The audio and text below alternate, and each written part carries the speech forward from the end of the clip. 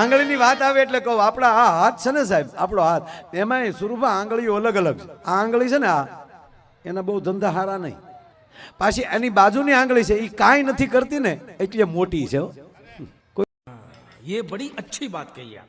કોઈનું નબળું નહીં, નકર આ આંગળી ઓર્ડર જ કરે. કોકને ક્યાંક કેવું હોય, એ ચૂપ, એ અહીંયા આવ, એ આમ હાલ. આ આંગળીના આ ધંધા.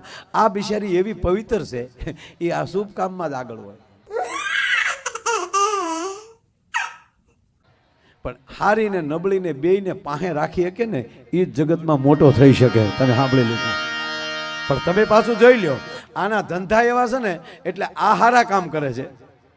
બરોબર. આ મોટી આંગળી છે ને એ પછી શું કરશે ખબર? એ મોટી એટલે છે માળામાં એ પહેલી છે.